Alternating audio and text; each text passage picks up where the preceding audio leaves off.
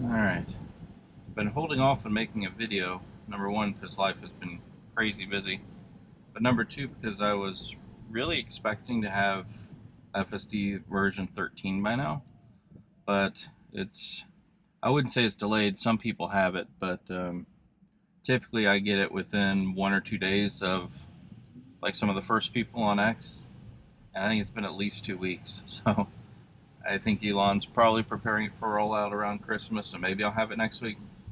So I figured I'd just make an interim video to discuss some of the changes that we're looking forward to in version 13 and how they might affect self-driving. So number one, probably the most interesting, is that they're reducing the amount of time between the video input and the car control. They're reducing it to half of what it is now. And what that means is the car will actually respond twice as fast to visual input as it currently does. And that's tremendous. That's a huge scale up to essentially double the response time of the car, which is already really fast. That should definitely feel like human level input. I mean, there's definitely some times where full self-driving, like I would make the decision in my head, and then self-driving makes it a moment afterwards, and I'm like, okay, I'm still a little bit faster than the computer. My guess is I'm not going to feel that after this next update. So that's awesome. And number two, the way they've probably accomplished that is, it looks like in the release notes, which I'll either put up to the side or I'll probably overlay it maybe for the length of the video, but they're doing that by allowing the native resolution, I believe, of the video cameras to go through the new neural network that Elon Musk has set up.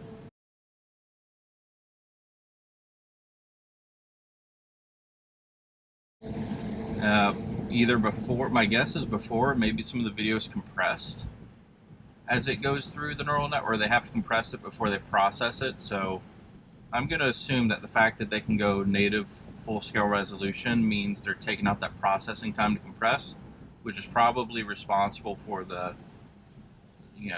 doubling of the response time. So that's tremendous.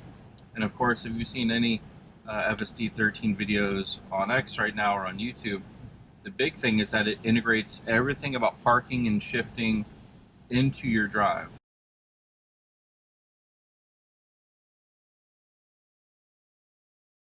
So if you're parked in your driveway, the car will automatically back out of your driveway, shift into drive, and go. And it will automatically pull all the way into a parking spot. It will leave a parking spot.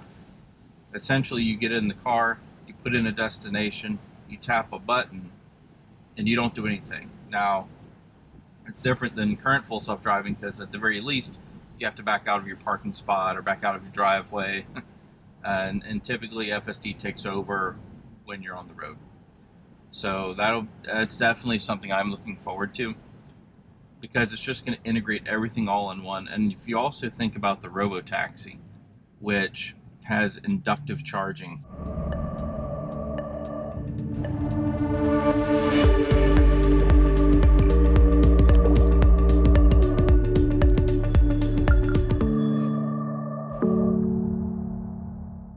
Right, so that's wireless charging. Think like for your phone or your watch or something. If you've got a wireless charger, you set it on. Even this right here in the Tesla down here is a wireless charger. So I know, like Marquez Brownlee and some others were saying how inefficient would that be? That's not reasonable. And I believe I'll find the tweet, and then I'll put it up here on the side. But Marquez was saying, this, you're just going to lose too much energy. This is kind of dumb. And the Tesla team responded by saying that they've got their inductive charging, their wireless charging, down to, I think it's over 95% efficient, which means it loses maybe 5% for the convenience of wireless charging. And that's just tremendous. That's like unheard of. So if you think about, eventually you can have this inductive or this wireless charger at your house, right? It can be in your driveway, and the car, I'm assuming it'll be weatherproof, and then your car can, like, you would get in, plug in where you want to go, press a button, it goes, and you run your errands. Then when you come back home, it knows to pull into your driveway and automatically park over the wireless charger. and then you just hop out of your car. And then the next time you want to go, you hop in. And so you don't even have to plug the charging cable in anymore. I mean, how close to the future can you get at that point, right? I mean, every time you want to leave your house, you've got a vehicle there that drives you 100%. You don't do anything, and you don't even have to plug it up. It's just there, and then it's gone. And I think that's kind of part of Elon's vision of this fleet of cars that you can kind of rent out or sell, or maybe people really don't even own cars anymore. They'll become, you know, like an as a service is what we call it in the IT field, like, you know, a ride as a service, not like an Uber or something maybe, but fully autonomous. You don't own a car, you need to get somewhere, as opposed to having those silly little electric scooters or something around the city. What you have is a bunch of Teslas or Robotaxis driving around all the time. They're charging themselves with no human intervention. They're driving around without any humans. You just tell it to pick me up. Kind of like, I guess, a Waymo thing, but way better, because Tesla's just way better than Waymo. So I think that's part of the Elon's vision, and I could see that happening definitely in urban settings. But yeah, so FSD 13 is going to bring, you know, fully integrated driving from you know, parking right back to parking, which would be really nice. And then there's a number of improvements for safety and different things like that. So just so you can fully trust FSD, I wouldn't be surprised if version 13 becomes the unsupervised version in either in a few more releases or just over time. Maybe they need some kind of clearance or something, but I could see that happening with this version that's coming out. So again, I'll have to get it, and I'll actually have to use it myself to confirm, but from the videos I'm seeing and from the release notes that I'm hearing, and a lot of the videos I'm seeing are confirming that it just works so well.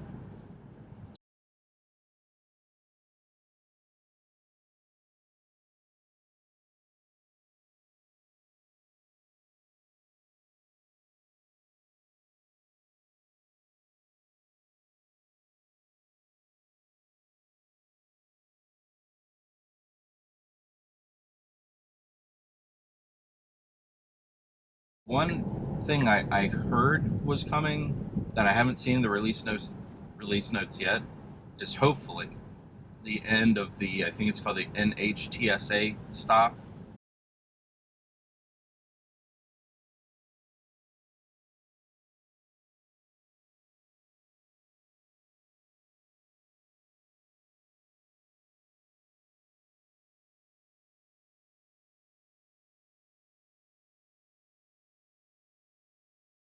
where the Tesla stops like a full car length back from a stop sign or stop line, and then rolls up to check and go, which is extremely annoying. Extremely annoying. I don't know of anyone that drives like that. I'm really kind of irritated that it got programmed in, but I think they had to do it. But I think I saw somewhere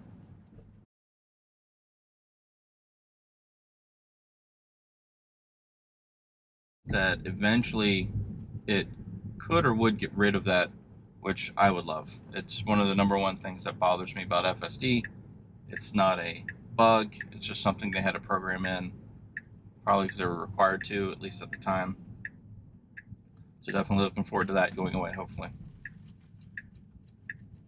All right, we'll keep this short. Hopefully the next video will be with FSD 13. All right, so I was heading home, and I had a thought about how this could work with, so look to the future a little bit with, you could think of the Robotaxi, maybe like in urban environments where you literally don't have the room to own a car.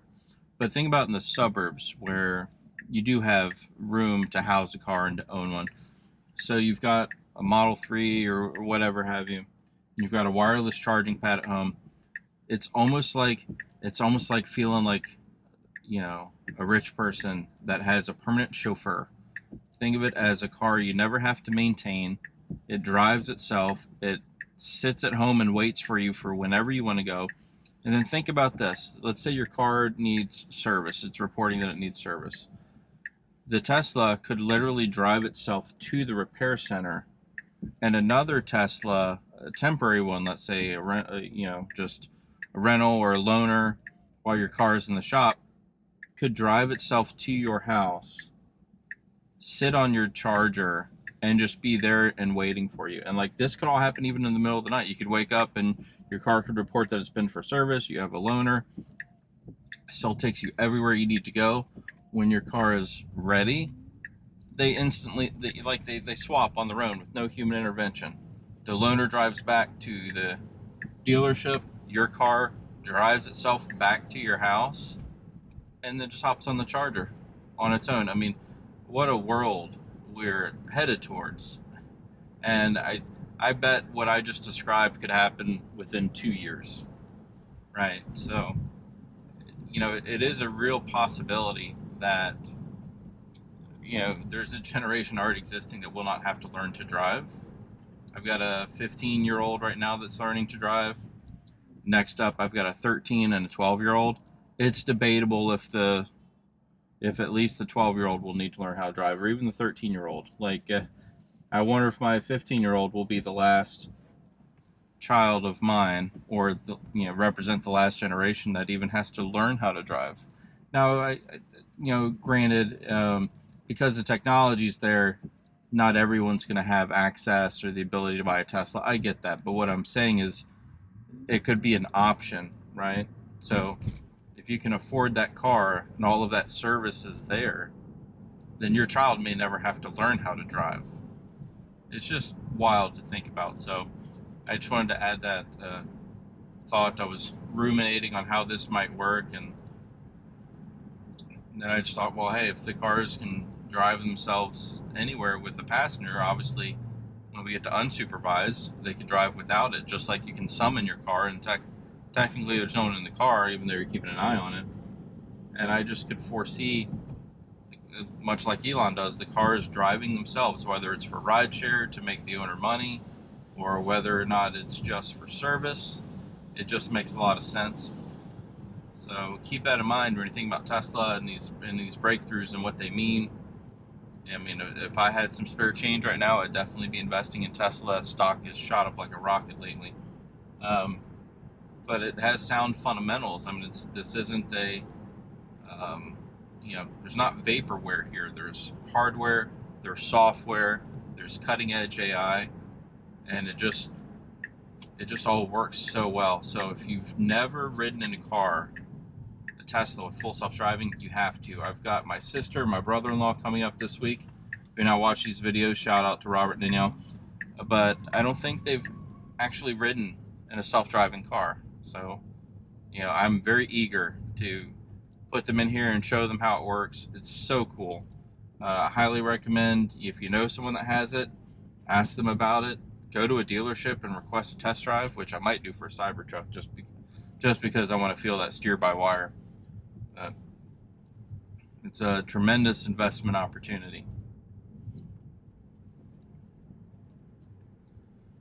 All right, with that, we're finishing up our drive. Conditions have been pretty horrible today. Of course, FSD tackles this remarkably well.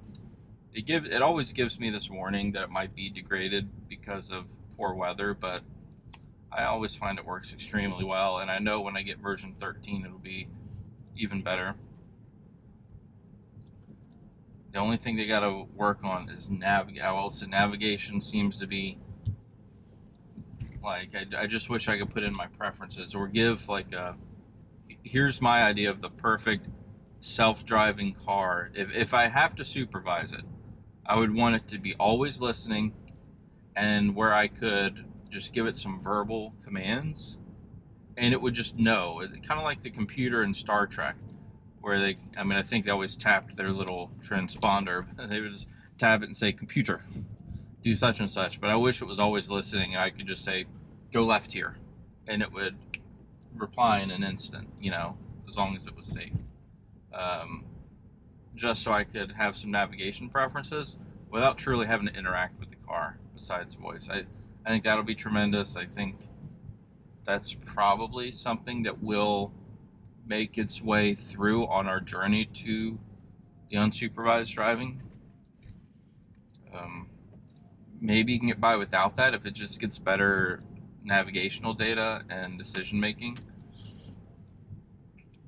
You know, I said it in one of my previous videos, it'd be nice if you could even set your own personal preferences, like you know, don't make unprotected left turns across multi-lane roads, or anything. As a matter of fact, that's the number one thing. I think if I could get the Tesla to avoid making unprotected left turns, 95% at least of my navigational differences with the Tesla would be resolved. So here's hoping for that feature as well. Alright, if you like this content, please like, subscribe, and I'll see you in the next video.